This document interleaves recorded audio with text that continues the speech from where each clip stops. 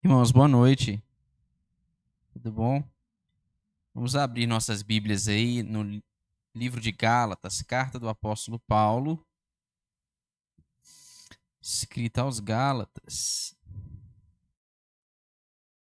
Texto que nós estamos terminando de estudar com a mocidade de nossa igreja, a carta de Paulo aos Gálatas. Abra aí no capítulo de número 3, versos de 1 a 14. A gente vai estudar um pouco hoje, nós vamos pensar juntos aqui a respeito da doutrina da justificação pela fé.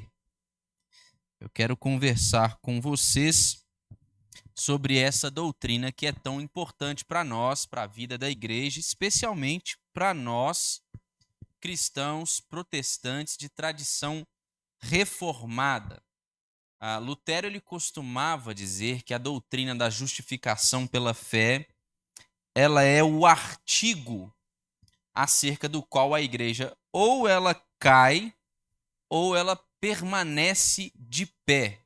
Ele dizia isso para poder atestar, não é, a importância da doutrina da justificação pela fé. Mas aparentemente esta que é uma doutrina tão importante, não somente para a nossa tradição, em especial para a nossa tradição, mas não somente para a nossa tradição, aparentemente a doutrina da justificação pela fé, ela recentemente, em tempos modernos, ela tem sofrido alguns ataques.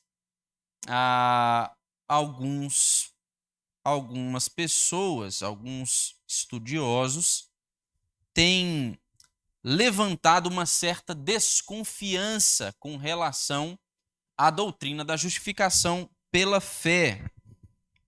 Há quem diga, inclusive, que esse tema, o tema da justificação pela fé, ele era o assunto principal da reforma protestante. Ele era o assunto principal do século XVI. Só que essa não é a nossa realidade mais.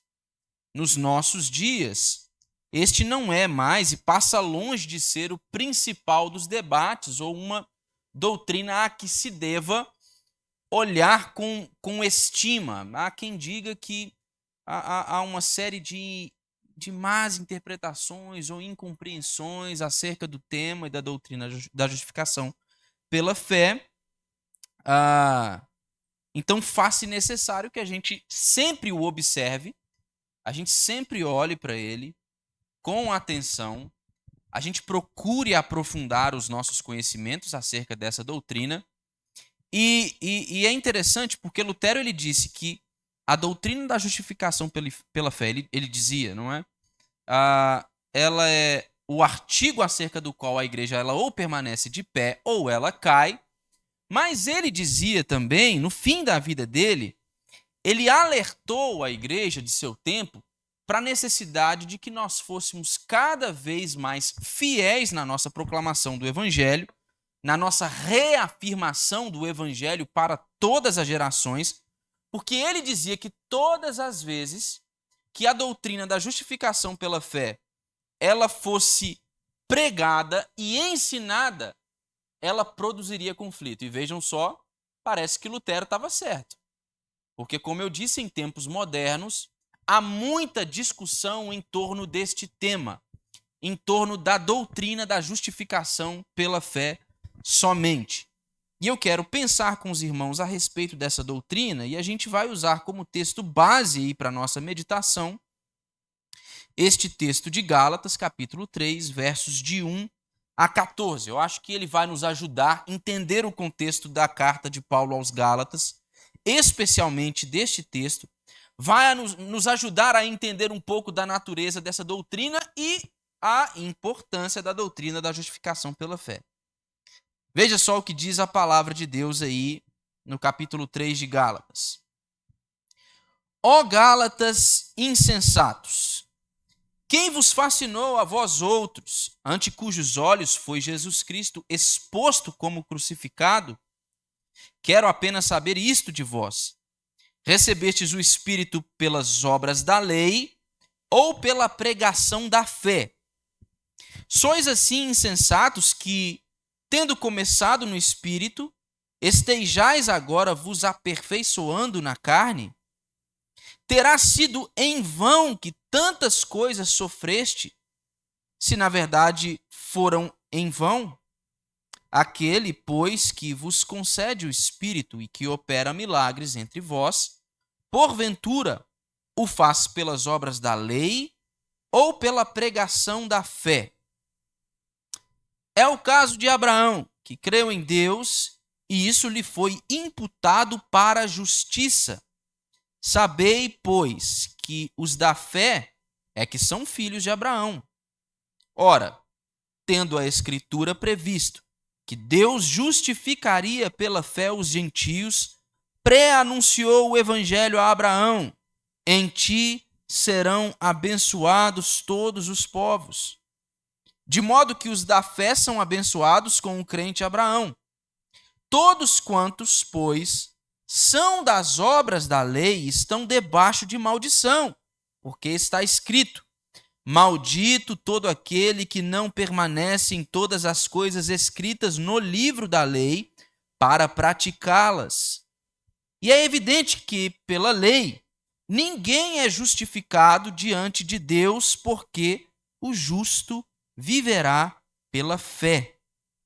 Ora, a lei não procede de fé, mas aquele que observar os seus preceitos, por eles viverá. Cristo nos resgatou da maldição da lei, fazendo-se ele próprio maldição em nosso lugar, porque está escrito: maldito todo aquele que for pendurado em madeiro, para que a bênção de Abraão chegasse aos gentios em Jesus Cristo, a fim de que recebêssemos pela fé o Espírito prometido. Vamos orar, irmãos? Vamos falar com o Senhor mais uma vez, vamos pedir a bênção da iluminação do Espírito Santo. Ó Deus, nós te agradecemos por essa quarta-feira, dia em que nós nos reunirmos para estudar a tua palavra, e hoje especialmente nós queremos pedir ao Senhor que nos conceda a graça mais uma vez de nos reunindo para poder pensar acerca do conteúdo da Escritura. Ó Deus, o Senhor, por meio do teu Espírito, fale conosco, nos instrua, nos alimente e alimente a nossa fé.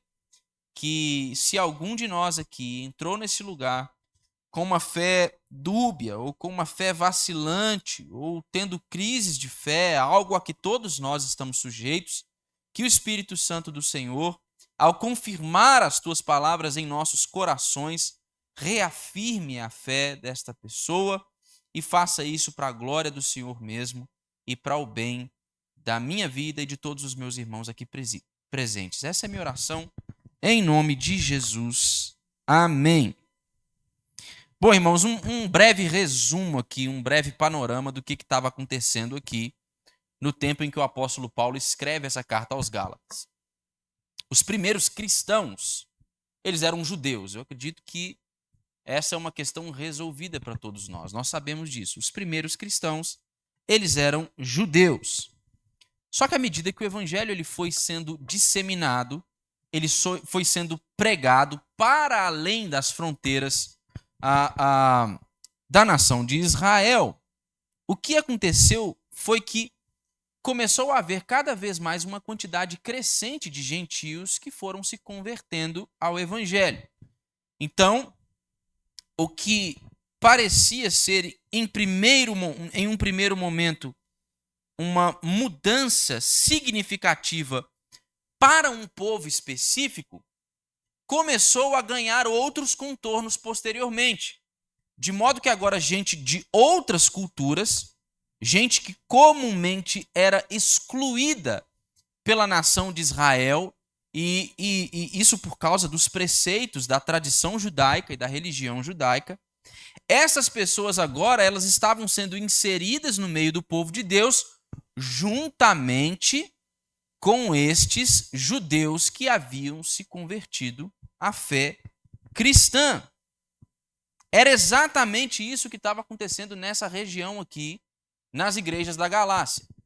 Mas tinha um problema aqui nas igrejas da Galácia.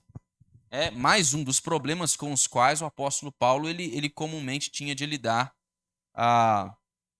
no seu trabalho, né, em seu ministério. Haviam alguns mestres judaizantes dentro das igrejas da Galácia que eles estavam insistindo com o grupo de cristãos gentios que compunha ali aquela comunidade. Eles estavam insistindo com eles o seguinte: olha,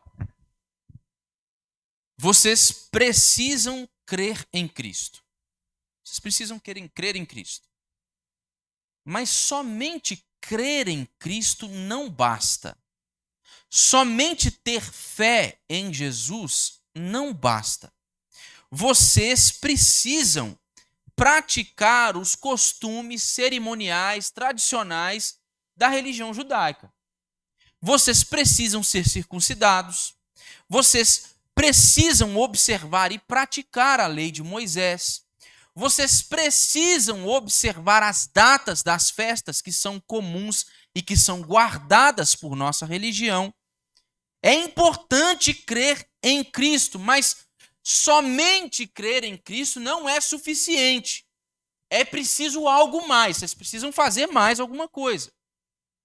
E isso, irmãos, é um atentado claro contra a doutrina da justificação pela fé, que foi amplamente pregada, proclamada pelo apóstolo Paulo, e em especial nesse contexto aqui, falando aos crentes desta igreja, desta região.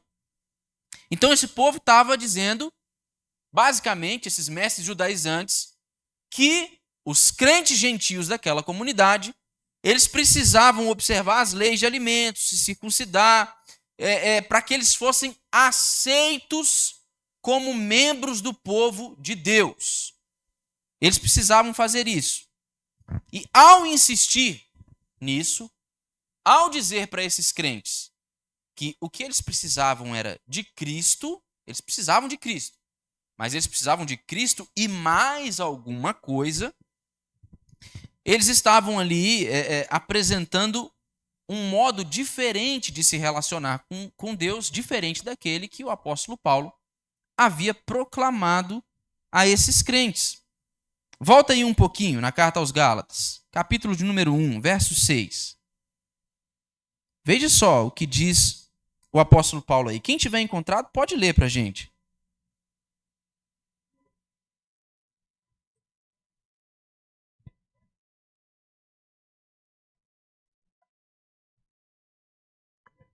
Olha só.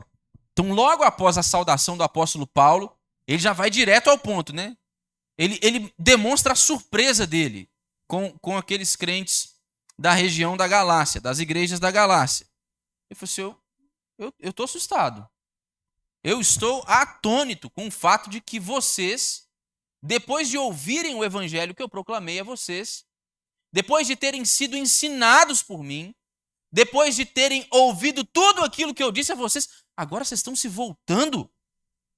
Vocês estão se voltando, vocês estão abandonando aquele que chamou vocês na graça de Cristo por causa de um outro evangelho. Vocês viram isso? O IDI leu aqui para nós. Ó. Admira-me que estejais passando tão depressa daquele que vos chamou na graça de Cristo para outro evangelho. Agora olha o que ele diz aí no verso 8. Lê para a gente aí também, IDI, por favor.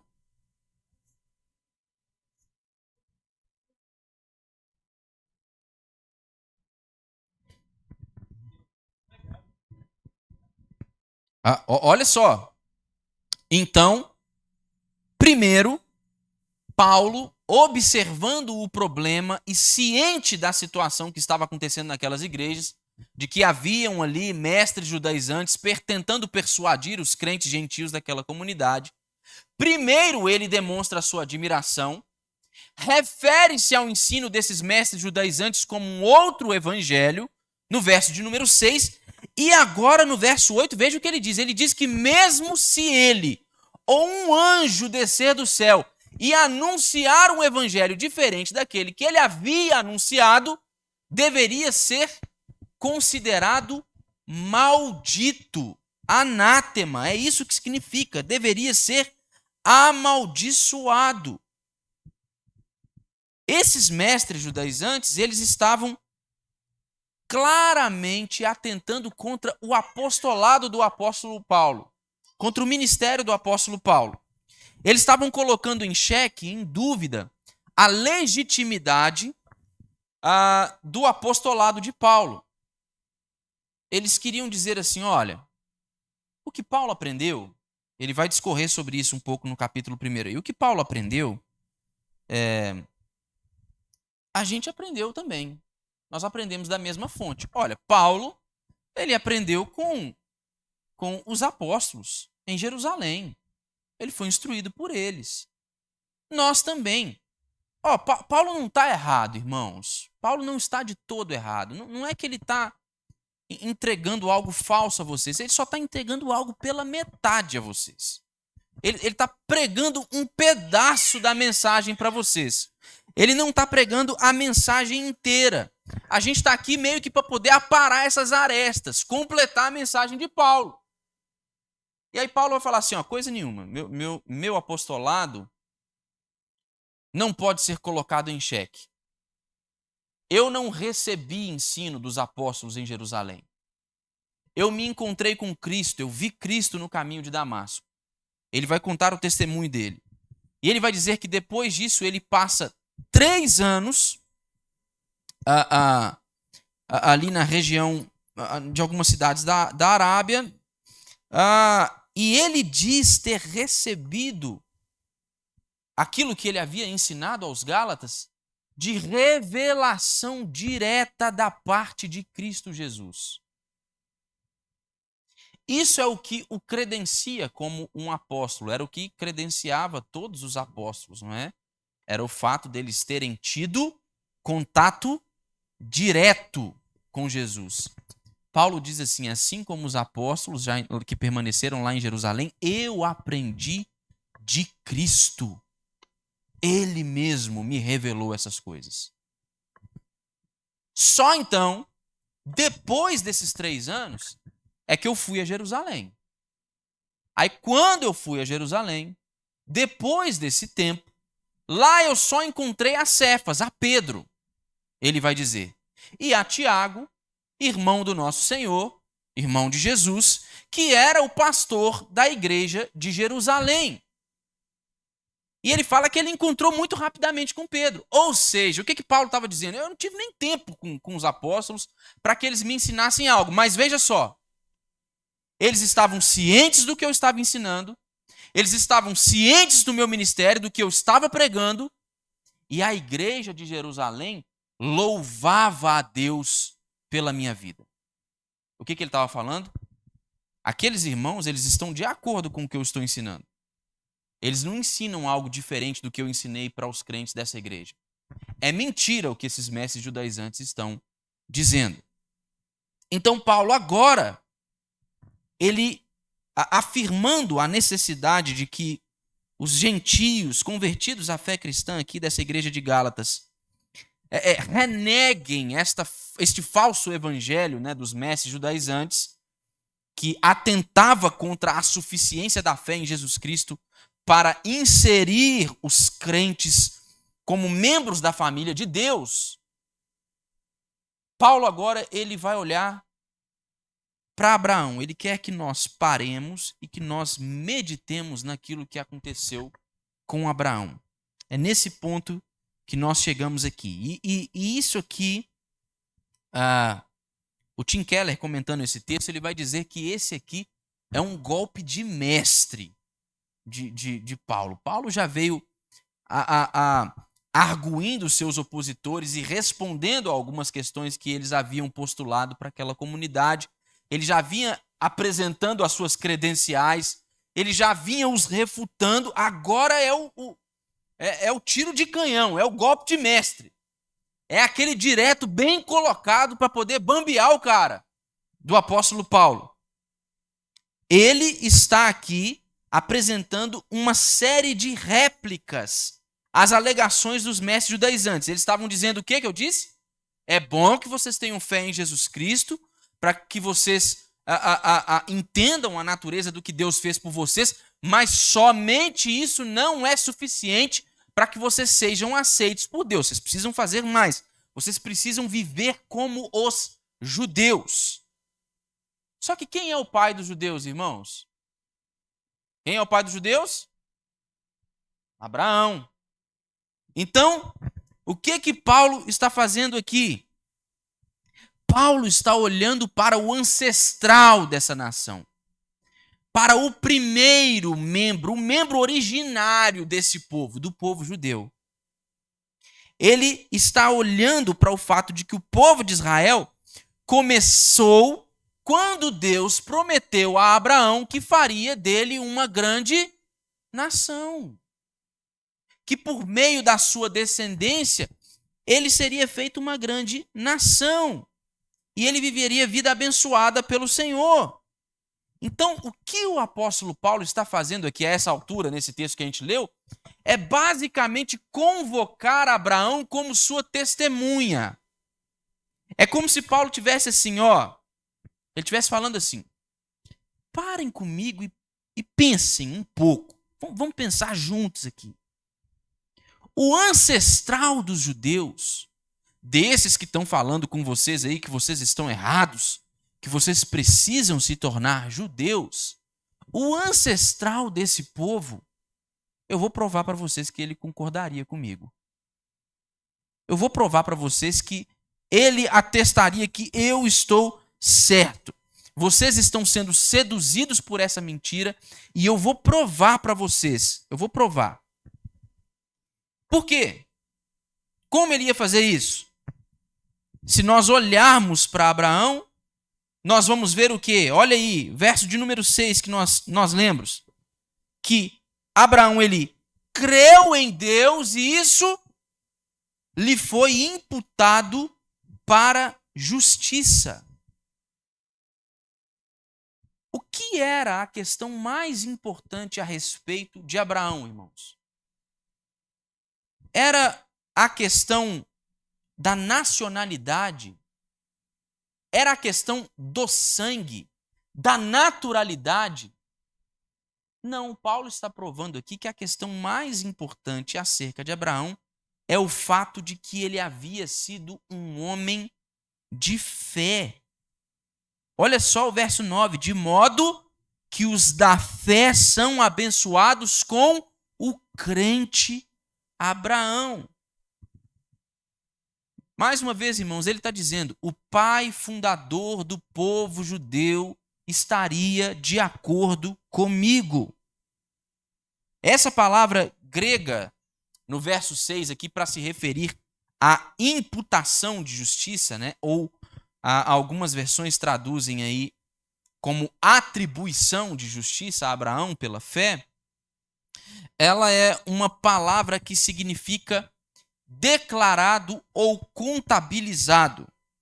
O verbo aí, ele tem um sentido de conferir um status que não existia antes a uma determinada coisa. É esta a ideia de imputação ou de atribuição, a ideia de conferir um status a algo que não existia antes. Então, em qual sentido a gente pode dizer que a fé ela foi imputada, a fé de Abraão foi imputada a ele como justiça? A gente sabe, eu creio que todos nós concordamos, que a fé na palavra de Deus e a fé nas promessas da palavra de Deus, ela resulta em justiça. Se nós cremos que Deus existe, então nós cremos que nós devemos obediência a Ele. Não é? Mas não é isso aqui. Tem algo mais aqui. Existe algo contraintuitivo no que o apóstolo Paulo está ensinando aqui, falando a respeito desta fé por meio da qual é atribuída justiça à pessoa de Abraão. Quando a Bíblia diz que Deus atribui à fé de Abraão o caráter de justiça, sabe o que isso significa, irmãos?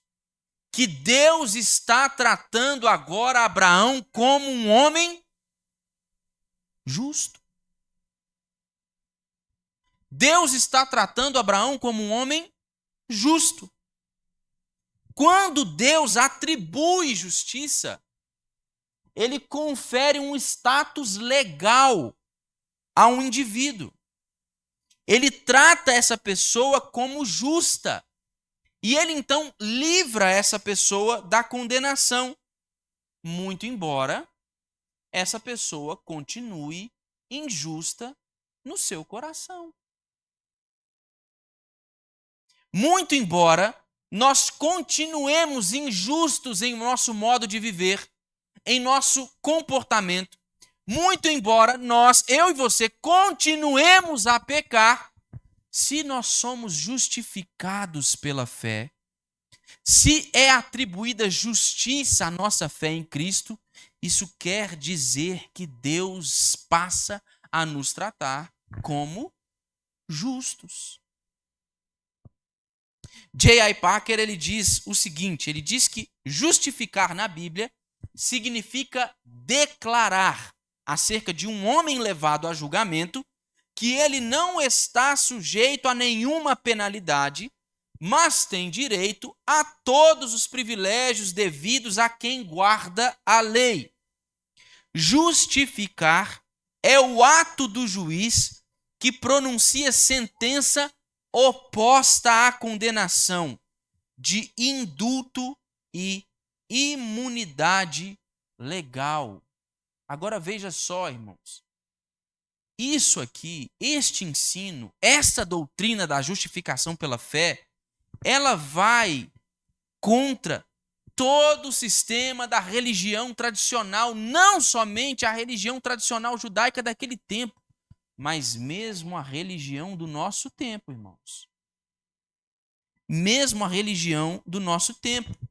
Porque o que é que a gente vê em muitas igrejas, irmãos, evangélicas sendo ensinado hoje? Existem dois caminhos possíveis para o indivíduo. Dois caminhos possíveis para uma pessoa. Ou essa pessoa vive de maneira correta, observa as leis de Deus, guarda os seus mandamentos, faz as coisas certas para que então ela seja aceita por Deus, para que ela agrade a Deus, para que ela se torne aceitável diante de Deus. Ou o outro caminho, a outra possibilidade é essa pessoa viver de maneira injusta, o que consequentemente vai fazer com que essa pessoa permaneça em seu estado de separação de Deus por causa da sua injustiça.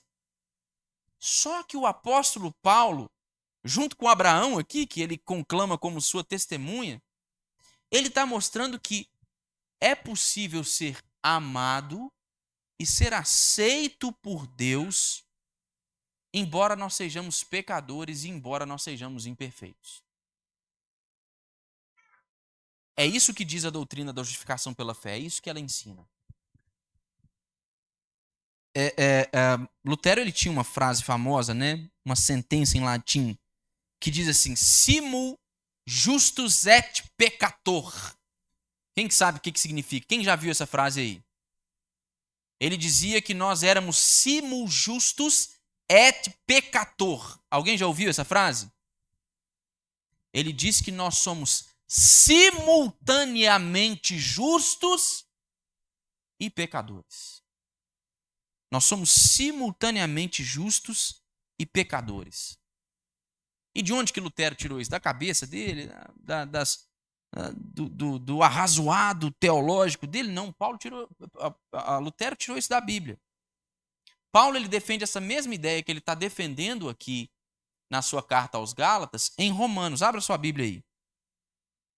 Capítulo de número 4. Romanos 4, verso 5. E ele no capítulo 4 de Romanos, está citando Abraão também. Quem encontrar aí pode ler para a gente. Romanos capítulo 4, verso 5.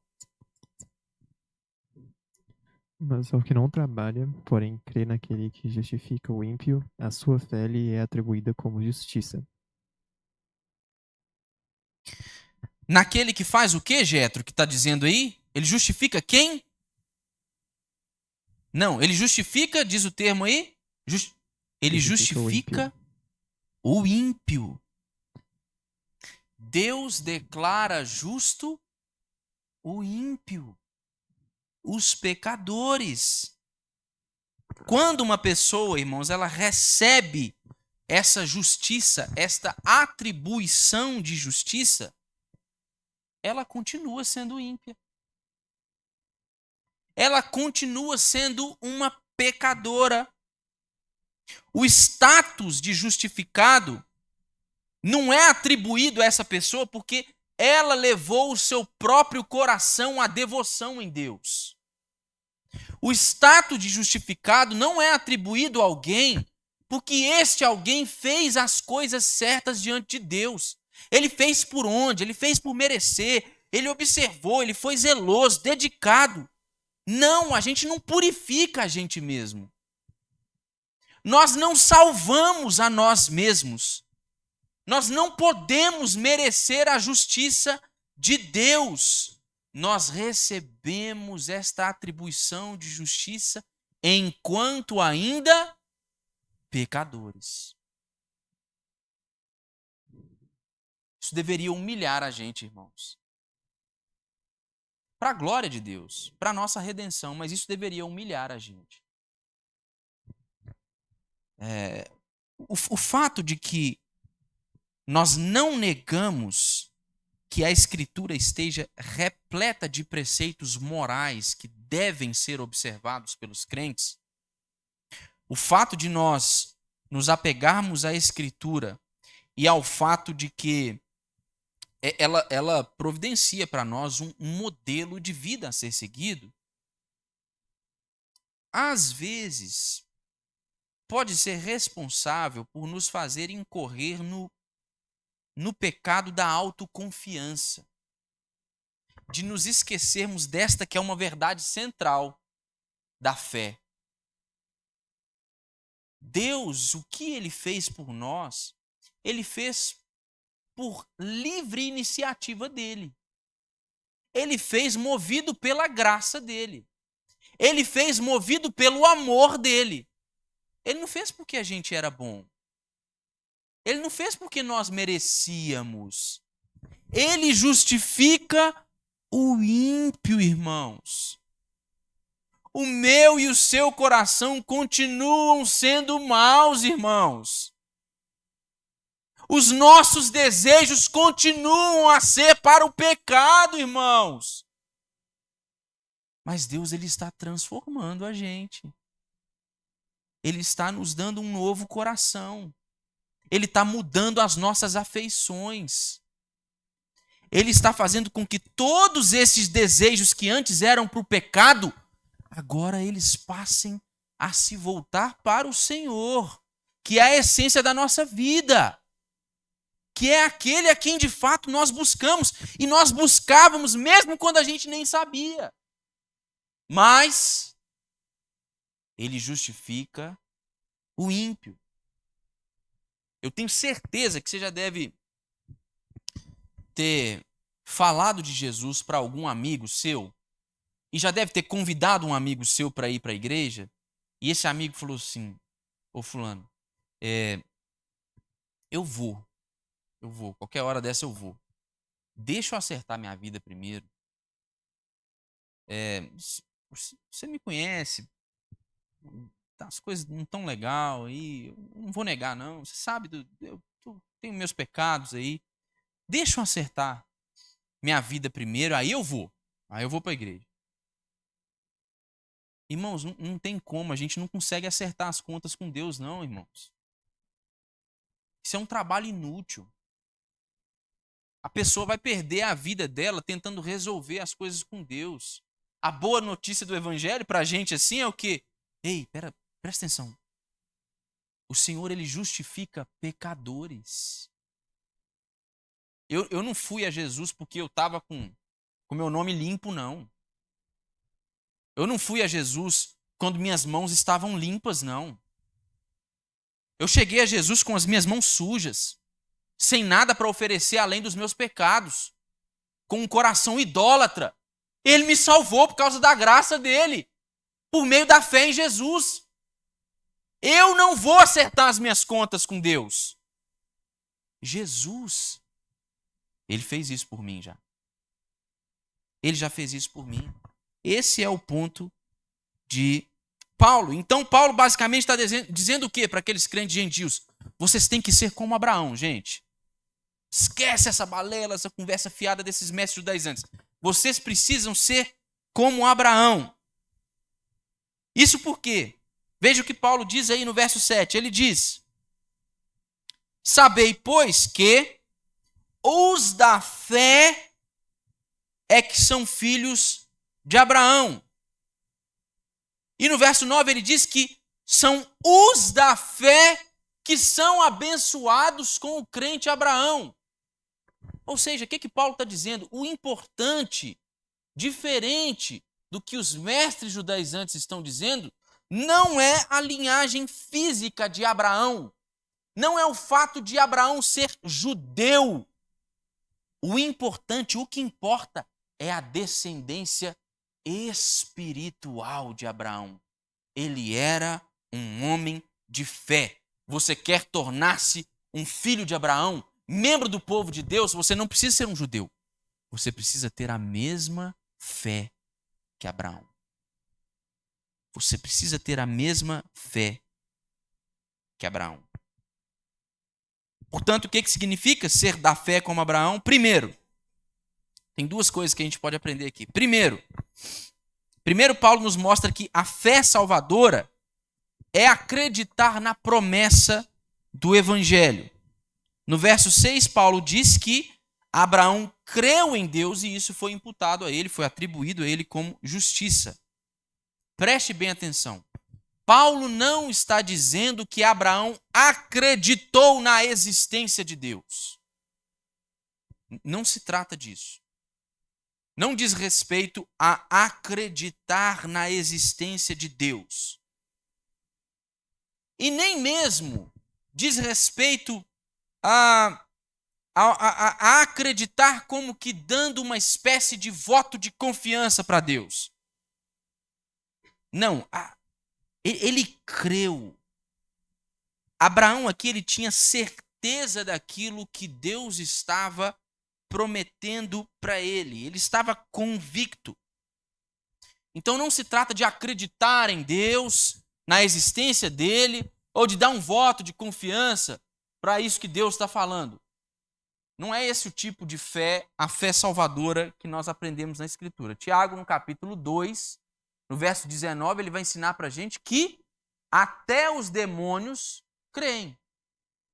Até os demônios creem. No sentido de dar crédito. No sentido de estarem certos da existência, do poder de Deus, mas eles fazem mais do que aqueles que somente acreditam na existência de Deus. O que Tiago diz? Eles temem, tremem diante de Deus. Então, não é esse o tipo de fé salvadora. É diferente. Abraão, ele precisou crer e confiar em tudo o que Deus disse, na promessa que Deus fez de salvação. Irmãos, a gente não pode crer nas palavras de Deus sem acreditar que Ele existe. Isso não é possível. Mas a gente pode acreditar que Deus existe sem crer nas palavras dele. Você não pode crer nas palavras de Deus sem acreditar que ele existe, mas você pode acreditar na existência de Deus sem crer nas palavras dele. A gente não é justificado, irmãos, por causa da doutrina da justificação pela fé. A gente não é justificado quando a gente passa a acreditar na doutrina da justificação pela fé. Quando a gente passa a assentir intelectualmente com a doutrina da justificação pela fé. A gente não é salvo quando a gente luta pela doutrina da justificação pela fé. Isso aqui é uma verdade. Por quê? Porque eu assimilei esses conceitos na minha mente, eu sei como esses argumentos se organizam, eu sei como que isso funciona, e agora eu vou lutar por isso. Irmãos, a gente não é salvo nem mesmo quando a gente faz a pública profissão de fé. Elas são necessárias. As profissões, as públicas profissões de fé, elas são boas. Quem crê deve confessar aquilo que crê. Mas o que salva não é a profissão de fé. O que salva, irmãos, é a possessão da fé. É tomar posse da fé. Não é assimilar conceitos a respeito da fé. Não é saber o que a Bíblia diz a respeito do crer. O que salva é efetivamente crer. Ter fé. É provar da fé. E, consequentemente, provar de Cristo. É por essa razão que a gente deve ter muito cuidado quando a gente está pregando o Evangelho, irmãos. A gente deve ter cuidado porque a gente precisa evitar o perigo de criar nas pessoas uma falsa sensação de segurança. Dizendo assim, levanta sua mão, aceita Jesus e está tudo certo. Seu nome vai ser escrito no livro da vida. Ou vem aqui, depois do nosso culto, depois do sermão, procura o pastor, senta com ele. Ele vai fazer uma oração com você, repete a oração, você vai ser salvo. Ou então, vem aqui, participa da classe de catecúmenos, assiste todas as nossas aulas, depois procura o conselho, você vai ser examinado, o conselho vai ver ali a sua situação e vai encaminhar você para o batismo, ou se você não for batizado, se já tiver sido batizado, se for um filho dessa comunidade, você vai ser encaminhado para fazer a sua pública profissão de fé e tá tudo certo, aí você está salvo. Não, irmãos. As pessoas precisam ouvir o Evangelho e nós precisamos anunciar o Evangelho de modo que elas passem a crer. De modo que elas tenham fé. Senão, se a gente fizer diferente disso, a gente começa a construir algumas teologias distorcidas. E a gente começa a computar falsas profissões de fé. Aí, às vezes, a igreja está enchendo, tem um monte de gente, o hall de membros lotado.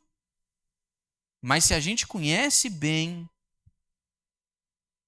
a cara e a vida dos nossos membros, os membros da nossa comunidade, a gente às vezes sabe que tem algum problema ali. Que diz respeito essencialmente à fé daquela pessoa. Aquilo que é mais fundamental na experiência cristã daquela pessoa. A gente pode providenciar uma situação, irmãos, nós podemos incorrer nesse pecado, nesse erro. Isso é um perigo com o qual nós lidamos. A gente pode tornar a experiência eclesiástica de uma pessoa tão confortável, ao ponto dessa pessoa não considerar a condição dela com Deus de uma perspectiva pessoal. A fé, ela se torna só um adereço. Você pode ter ou não. O que importa é se tornar membro da igreja e participar ativamente da vida da igreja.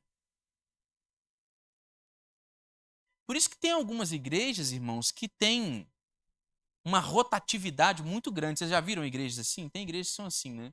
Eu acho que um sinal de solidez de uma igreja um dos sinais, né? São vários, mas um dos sinais da solidez de uma igreja é quando você consegue olhar para aquela igreja, por exemplo, num quadro de 20 anos. E você assiste ali as mesmas famílias crescendo, novos filhos surgindo, sendo educados ali naquela comunidade. À medida que novas pessoas começam a entrar para aquela comunidade, mas são pessoas que vão chegando àquele lugar e permanecem. Criam identificação, criam um vínculo, fincam suas bandeiras ali naquele lugar, fincam seus pés ali naquele lugar. Por quê? Porque ali existe uma igreja séria, com uma doutrina sólida, com uma pregação fiel do evangelho. Mas às vezes você vai ver igrejas lotadas, e normalmente essa é uma característica de igrejas que têm rotatividade grande, tá, irmãos? Elas não são igrejas pequenininhas, não. São igrejas lotadas, elas são a igreja do momento. Você vai lá hoje, você vai daqui a 2 anos, mudou todo mundo. É outras pessoas que estão lá. É outro quadro de membro, até o pastor às vezes muda. Mudou o pastor também. Saiu todo mundo, não ficou ninguém. O último que saiu apagar a luz, mudou todo mundo. É substituição. Igual jogo de futebol. É aqueles técnicos que o trem não tá legal, ele troca 5 de uma vez para ver se resolve o problema do time dele. E isso acontece. Eu acho que um sinal de solidez na experiência de fé de uma igreja é essa continuidade, é esse quadro de membros que permanece à medida que cresce também. Mas ainda assim a gente pode incorrer nesse perigo de providenciar uma experiência eclesiástica confortável para uma pessoa sem que ela tenha uma experiência de fé. De fé. Por isso que eu acho interessante o John Piper falando. O John Piper ele fala que ele prega o evangelho e que esse é o ministério dele, o de pregar o evangelho de uma tal maneira que falsos cristãos não se sintam confortáveis em sua condição.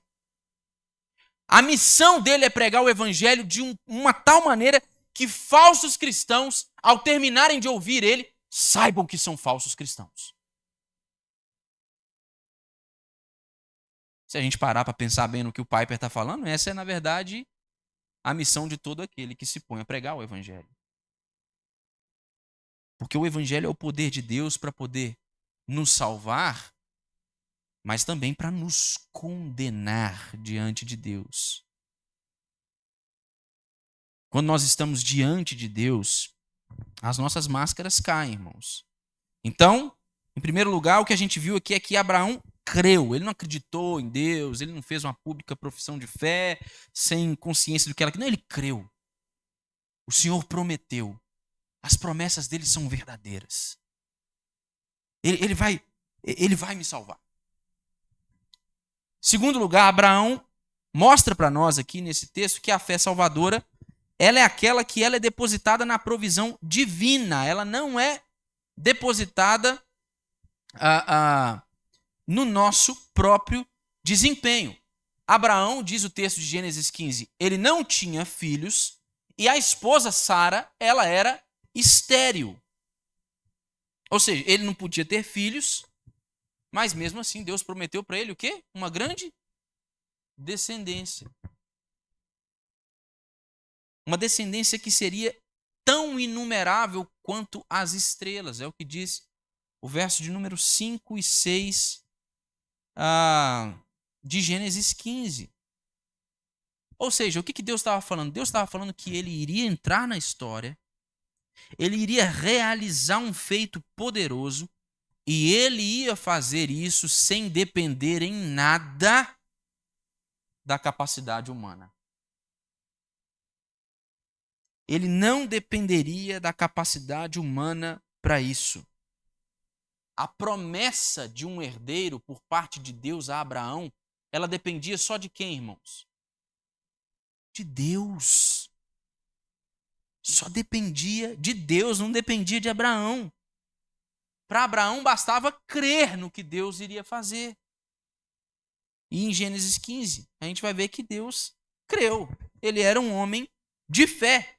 É isso que o apóstolo Paulo está dizendo aqui. Só que Paulo está mostrando para nós que tem um outro modo de vida. Ele está dizendo para os crentes gentios de Gálatas que eles deveriam ser como Abraão, mas ele está dizendo assim, mas tem como vocês serem do outro jeito também.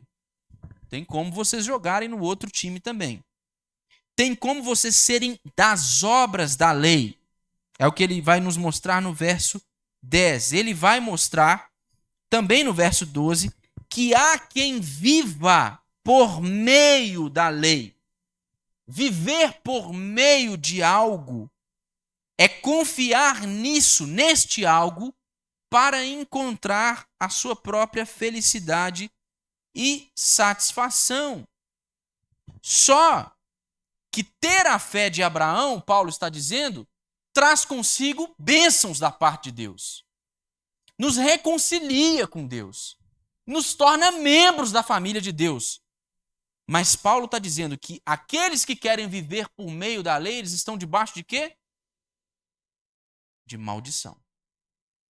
Eles estão debaixo de maldição. O ponto crucial, irmãos, da virada na vida de Lutero veio quando ele descobriu que as nossas obras elas não nos tornam justos.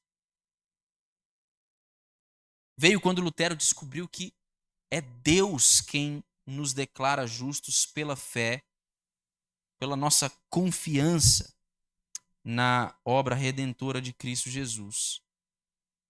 Isso mudou a vida de Lutero. Lutero era um religioso assíduo, zeloso, irmãos. Um homem inteligente, estudava e conhecia a Escritura como poucos. Um professor de teologia no seu tempo. Lutero se autoflagelava por causa dos seus pecados. Se trancava em uma sala úmida, escura, lamentando a sua condição diante de Deus e tentando fazer por merecer com Deus.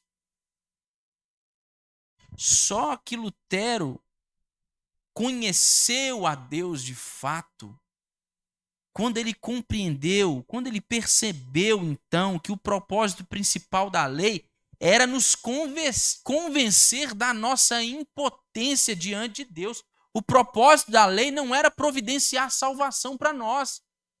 Não era providenciar um meio através do qual, por meio do nosso próprio desenvolvimento, nós fôssemos salvos. O propósito da lei era mostrar que nós, por nós mesmos, não podemos ser aceitáveis diante de Deus. Qualquer coisa que faça com que nós venhamos a sentir confiança em nós mesmos, em última análise, é obra da lei. Mas Lutero descobriu a virada de chave na sua vida quando ele entendeu que ele não precisava fazer por merecer. Ele não podia merecer. Mas Cristo já havia feito isso por ele.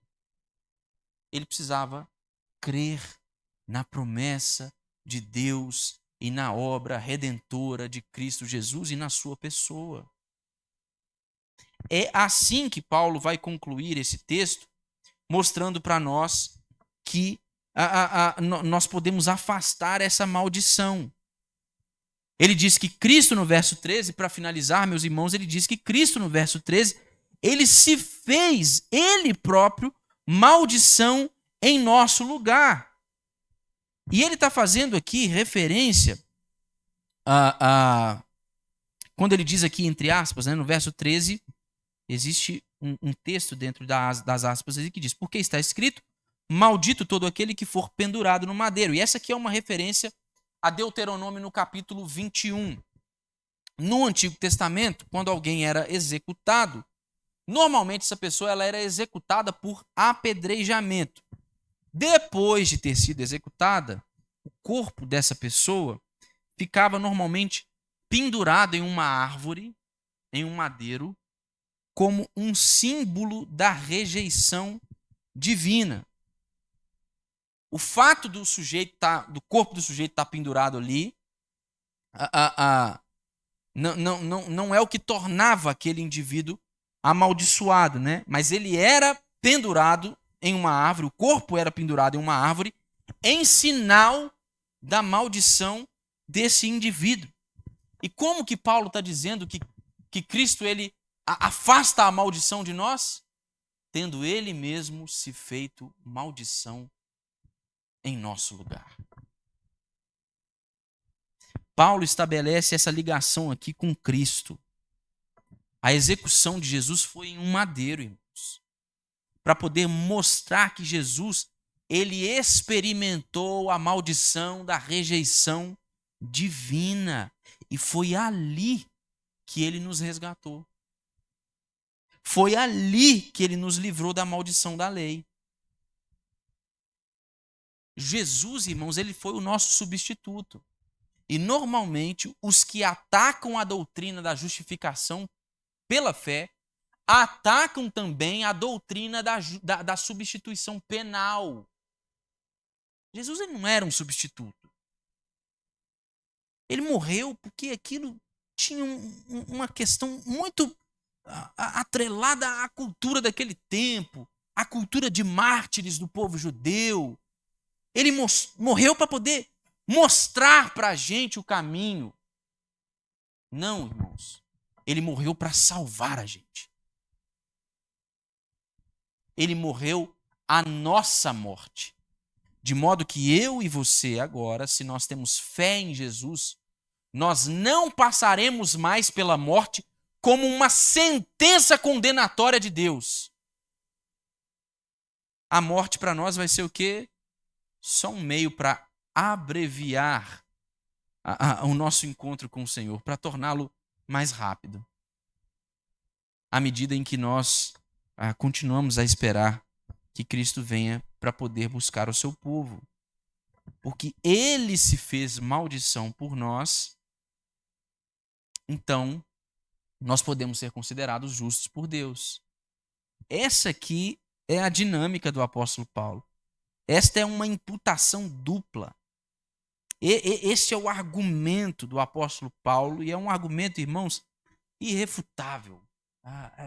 É irrefutável. Não há como atentar contra a natureza desta doutrina como uma doutrina biblicamente fundamentada. Paulo está mostrando para nós a importância de que nós compreendamos que nós somos feitos membros da família de Deus por meio da fé em Jesus Cristo, por causa da graça de Deus e do amor de Deus somente, não por causa daquilo que nós fazemos. Quando a gente entende isso, a gente então, irmãos, passa a dedicar mais tempo àquelas coisas que são de fato importantes e passa, consequentemente, também a perder menos tempo com aquelas coisas que normalmente eram as responsáveis por roubar, né, toda a nossa atenção, a paixão e energia, né? Quando a gente entende essas coisas, o nosso serviço aqui na comunidade não é mais um fardo. Ele não se dá como um fardo mais. Eu não estou tentando... Eu não estou atribuindo o meu senso de valor àquilo que eu faço na comunidade da fé. O meu valor está naquilo que Deus fez por mim, em Cristo Jesus. Está centrado, todo ele pautado na realidade da obra redentora de Cristo e na pessoa de Cristo. Agora o meu serviço na comunidade, ele é o reflexo de uma nova vida. Uma vida vivida na fé. Na certeza de que Deus cumpriu as suas promessas em Cristo e aquelas que restam ainda serem cumpridas, haverão de serem cumpridas também. Então eu paro de brigar dentro da igreja para ter cargo, posição, para fazer as coisas. Por quê? Porque eu não estou tentando justificar a mim mesmo. Eu não estou tentando acertar as contas com Deus. Eu não estou tentando fazer por onde. Jesus já fez por mim. Eu posso descansar. Agora, eu estou colocando os meus dons a serviço de Deus. Agora, eu estou vivendo como quem consciente e deliberadamente deseja gastar os seus dias no serviço do Senhor. Quando a gente entende, irmãos, a natureza da doutrina da justificação pela fé, a gente percebe o quão libertador de fato o evangelho é. A gente para de se preocupar em ter as respostas para todas as perguntas. A gente entende que tem questões que a gente não vai conseguir responder. A gente para de tentar querer explicar tudo o tempo inteiro a respeito de Deus. A gente sabe que tem coisas que são difíceis de explicar, tem tensões na Bíblia que são difíceis de serem sanadas. Só que nós não assimilamos conceitos a respeito de Cristo quando a gente entende a doutrina, a natureza da doutrina da justificação pela fé. Nós provamos de Cristo. Nós provamos de Cristo. É isso que salva a gente. É isso que nos salva. Não são as obras da lei. Aqueles que estão debaixo das obras da lei, diz Paulo, estão debaixo de maldição. Mas aqueles dos quais Deus afasta a maldição são aqueles que creram em Deus, assim como Abraão, aqueles que têm a mesma fé de Abraão, creram nas promessas de redenção, todas elas cumpridas em Jesus Cristo, aquele que se fez maldição em nosso lugar. Então lembre-se do que eu disse no início. Lutero dizia que todas as vezes que a gente defender com ousadia e ensinar a doutrina da justificação pela fé, isso ia dar pano para manga, ia dar confusão. Mas ensinar a importância da doutrina da justificação pela fé é ensinar a importância de uma compreensão verdadeira do Evangelho. Nós precisamos de lutar por isso.